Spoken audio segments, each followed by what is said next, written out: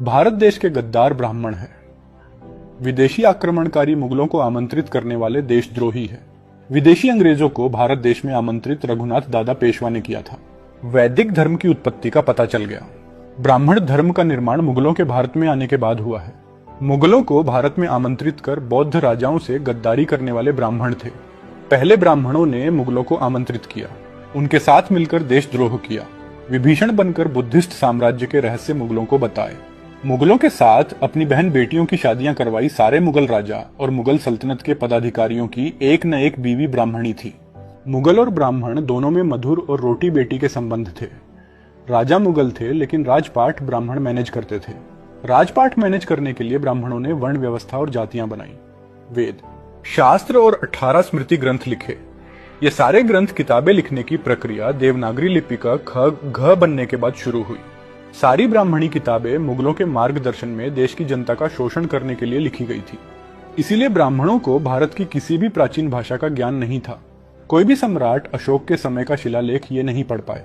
ब्राह्मणों ने मुगलों के साथ मिलकर बुद्धिस्ट साधुओं का नरसंहार किया, उनके मंदिर विहार तोड़े, उन पे कब्जा किया, बौद्ध विहारों को वेश्यालय बना दिया।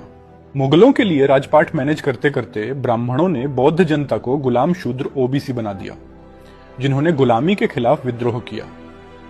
उनको अछूत एससी बनाया। बौद्ध योद्धाओं को जंगलों में खदेड़ दिया। फिर मुगलों की चापलूसी करने के लिए अल्लाह उपनिषद लिखा। अकबर को ब्राह्मण घोषित किया। इस्लाम में से निराकार ईश्वर की संकल्पना उठाई और अनेक ग्रंथों की रचना की। समय के साथ साथ 600 बुद्धिस्ट जातक कथाओं की कॉपी करके देवी देवताओं की पौराणिक कथाएं लिखी। टोटल 18 पुराण लिखे। इन जातक कथाओं में से दशरथ जातक कथा की कॉपी पेस्ट कर वाल्मीकि रामायण लिखी। ततोस जातक कथाओं की कॉपी करके महाभारत लिखी। देवी देवताओं का पाखंड रच दिया। जिन बौद्ध विहारों पे कब्जा कर वैश्यालय बनाया था, उन्हें मंदिर में तब्दील कर दिया। उन मंदिरों के अंदर स्थित बुद्ध मूर्ति का मेकअप कर देवी देवता बनाने की प्रक्रिया शुरू हुई। मुगलों के निर्देश पर राजपाट चलाने वाले ब्राह्मणों ने एससी, एसटी, ओबीसी, एनटी से शिक्षा का अधिकार छीन लिया था। सिर्फ उनके काम के अनुसार शिक्षाएं देते थे। इसलिए ये सांस्कृतिक परिवर्तन करने में ब्राह्मण सफल हुए।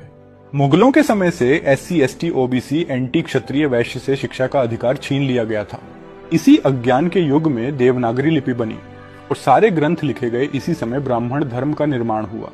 क्षत्रियों के राजघराने को सिर्फ घुड़सवारी, युद्ध कला और पौराणिक कथाएं पढ़ाई जाती थी। बाकी क्षत्रियों को पढ़ाया नहीं जाता, बल्कि अज्ञानी बैल बनाकर लड़ाया जाता था। सिर्फ अमीर वैश्यों को पौराणिक देवी देवताओं की कथाएं पढ़ाई जाती थी। सबको शिक्षा का अधिकार अंग्रेजों के समय में मिला।